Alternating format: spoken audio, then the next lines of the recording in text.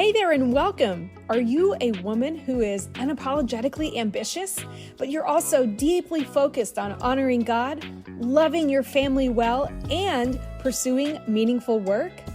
Well, you've come to the right place. My name is Dana Byers, and you and I are going to be fast friends. Let's get started. Well, hello there, everyone. Welcome to today's episode. I have been dying to record this episode because this is something I love to talk about. It's a little bit unique. It's a little bit odd. It might even make you uncomfortable. And to be completely honest, it makes me a little uncomfortable to talk about because I've had a lot of pushback about it when I've brought it up in a variety of places. But this is just the day to go for it. So here we go. Today, I want to talk to you about 3 ways you can become retired today. That's what I said. I want you to become a person who is retired today. Now, don't get me wrong. I'm not asking you to quit your job.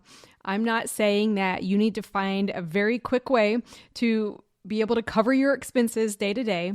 But I'm also not just trying to be crafty, clever, and creative by saying, oh, you can just say you're retired and be retired. I want you to get to a point where you can authentically live a retirement lifestyle, the life that you're dreaming of, the life that includes the dreams that God has given you, in a way that allows you to enjoy every day, regardless of the age that you are today, and regardless of how much money you may or may not have saved for the future. So I'll start by telling you a little bit of my background. I decided to retire in 2018. And when I decided to retire, I was actually working a full-time ministry position as an executive pastor. And I actually stayed in that job for a while after I retired. Then our family had a move come up. We moved across the country, so I ended up leaving that job. Didn't work full-time for a season. And shortly after that, ended up moving to Oklahoma, where I picked up another full-time job where I led the human resources team for the largest church in America. I think our team of 4 people were serving 800 or 900 employees at the time. So it was a very challenging, very fun role, but I still considered myself retired. Fast forward a few more years, and today I've been leading Dana Byers Coaching as the CEO of my own business for a few years now, and I still consider myself retired. So I want to give you that example because no 2 retirements look the same. And first, I think it's important to point out that I don't really believe retirement is biblical. Think back in the Old Testament, we see so many individuals who are laboring, who are in ministry, who are doing a variety of things up until the very last breath that they take. And what happens a lot in our culture is we tend to think retirement is defined by when we stop earning a paycheck, or retirement is defined by when we have the freedom to do what we want to do with our time. I want to challenge you to think about that a little bit differently.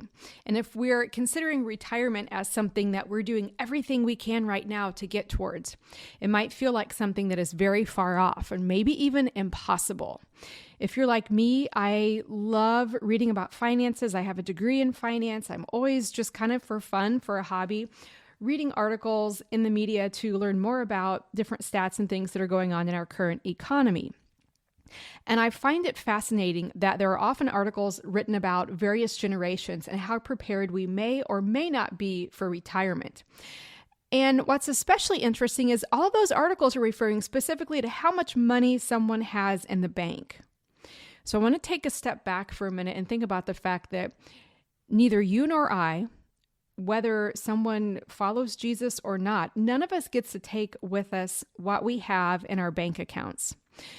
So it's important to think about savings, of course, to be wise and to steward what we have, but also to not feel that we have to store things up in a sense that we're going to need them for years and years without work. And then one more approach I want to take to this definition before we dive into some specifics would be to make sure I point out that I'm not saying you always have to work.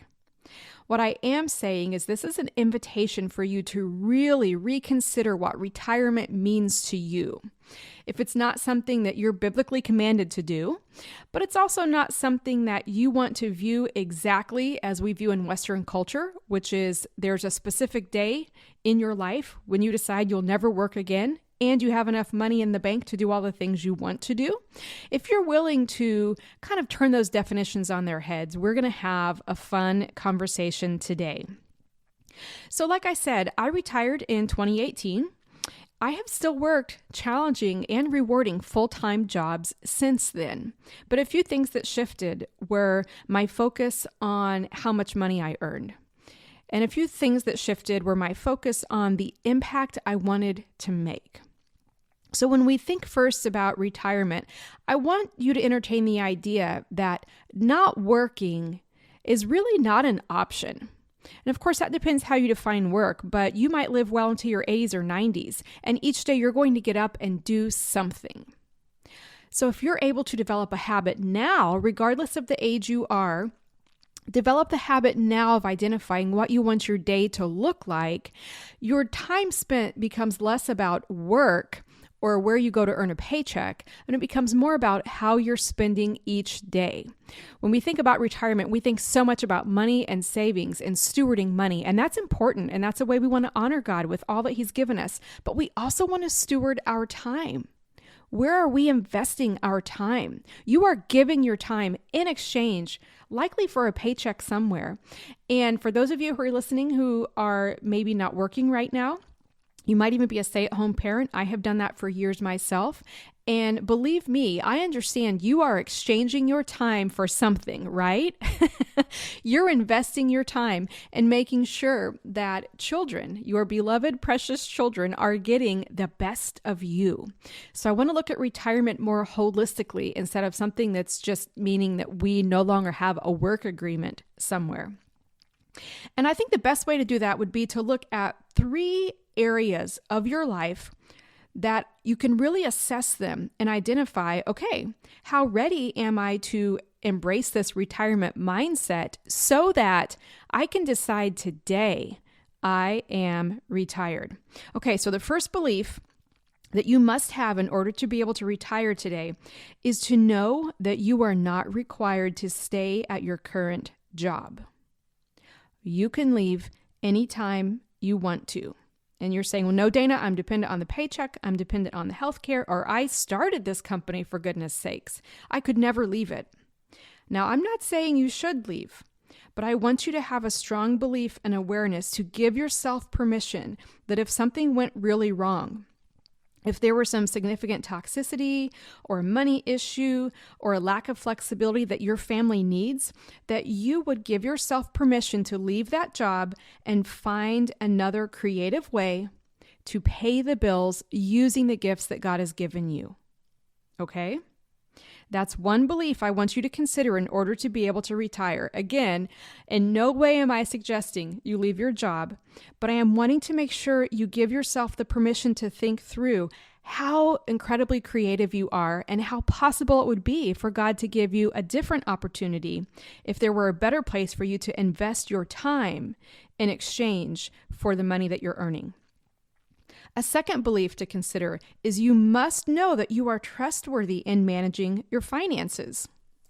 You can start being consistent today with your savings, with following a budget, in order to develop trust in yourself to be wise with your finances. If you are faithful with the little things, you'll be faithful with the big things. I think back to the first job I had. I worked in social work with a women's shelter in Indiana. And in that first job, which was full-time, I think I made about $19,000 a year. And I remember thinking, okay, I'm going to have to figure out, how do I tithe out of this? How do I pay taxes? How do I make sure I can put gas in my car, pay rent, and occasionally buy some new clothes for work as needed, and occasionally go out with friends? That started way back in the year 1999, and the ability to be trustworthy with that has helped me build trust over time in my capacity to manage my finances. So that's my story, but that doesn't mean you've had to have been trustworthy with your money for decades to get to this point. No, I believe you can start that today, immediately. It's a decision. It's a decision to choose the retirement mindset so that you're able to manage your funds today in a way that, of course, honors God, but also honors you and your family so that you don't have to worry about suddenly becoming a person who's saved a lot of money 20 or 30 years down the road. You can become that person today, and you will be able to trust yourself in the way you manage your finances through savings and budgeting. And then a third belief that you must have if you want to retire early is your ability to create a lifestyle that does not burn you out. If you're living in a way that's exhausting to you, you're going to want to escape everything. There's no job that would be worth any type of paycheck if you wear yourself out. And I know you believe that holistically, but I want you to think about your current lifestyle. Is it sustainable? Or are you in a position where you feel like, gosh, I just had a break not long ago and I already need a break again? If you're feeling that way, it's not a time to judge yourself. It's a time to get curious. What is it about your life that is causing you to feel exhausted? Because no matter whether you're working full-time or part-time or not at all, if you have a retirement mindset, that's not going to be compatible with exhausting yourself because you're able to work with a rhythm of grace. You're able to work in a way that allows you to know how much energy you have, to care for your body in a way that allows you to show up and be present, but also to have time at home with your loved ones and in your community and in your church. So looking back on these three beliefs, I'll remind you what they are again. Knowing that you're not required to stay at your job, being trustworthy and managing your finances, and creating a lifestyle that does not burn you out. Looking back on those three beliefs, in which one of those areas could you use the most growth or improvement right now to support the idea of retiring and living that retirement lifestyle and mindset today? Which of those three areas do you need the most growth, improvement, or progress in? And once you've identified that area, I want you to think of things in your past that give you clues to a stronger capacity to manage those areas than you're already aware of. So for example, if you don't feel that you have the freedom to step away from your job if things got bad, you could think of a time that you came up with a creative financial solution when you were in a pinch. How did God show up for you? Think back to the ways that you've worked through things that were scary to you at the time, but now are just a memory and maybe even a sweet memory. And I want you to think about what ways you are already managing and stewarding the money and resources that God has provided you.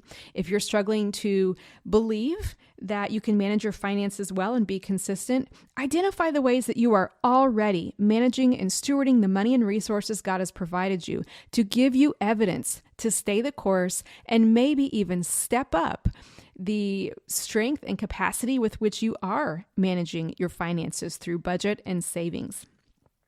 And then if you're feeling that your life is not sustainable, that you're on a track towards burnout, I want you to ask yourself, what behavior could you change to make the life that you've created more sustainable? And the key phrase there is the life you've created. Your life has not happened on accident, friend. You know, a lot of us looking around and we're thinking, oh my gosh, these circumstances are so difficult. How did I get here? Well, some of them are circumstances that are out of our control, but some of the things that have led to an unsustainable, exhausting life are decisions that we've made or things that we've allowed. So if you're able to identify some things like not getting proper sleep or maybe working on weekends, maybe not practicing a weekly Sabbath where you have a day of rest, if you're able to identify some things that are habits that are missing or that are unnecessary, you're going to be able to make shifts to increase your belief in your capacity to create a life that is entirely sustainable, that's not exhausting, and will move you towards your ability to make that decision to retire and have that retirement mindset today. So I want to wrap up with a visualization exercise for you. And I want you to keep this in mind the next time you're at the office, when you're at work, And I want you to think through some of these empowering thoughts that help you be in the mindset retirement. Here they are. I am here because I choose to be. I want to be here. The wages I am earning are being stewarded well, and I am not wasting them. I am here to make an impact, and I do not need others' approval. I rest and I care for my body so that I can relax and enjoy my work days and the people who I am working with. So when you think back on some of those statements, if any of those triggered you a little bit, I want you to ask yourself why. Again, it's an opportunity to get curious. If you don't agree with those statements, there's a little bit of growth opportunity for you to embrace a retirement mindset. Because really, a retirement mindset is one of freedom. If you struggle to agree with those statements, there's a lack of freedom in some area of your work life. And your capacity to be open to recognizing and accepting the fact that you don't feel completely free is what's going to set you free. You can invite God into this conversation. You can ask Him to show you areas where you might be doubting, where you might be struggling to commit, or you might have some fear. Because all of those things are valid for you to fear, but it wouldn't be helpful for you to ignore them.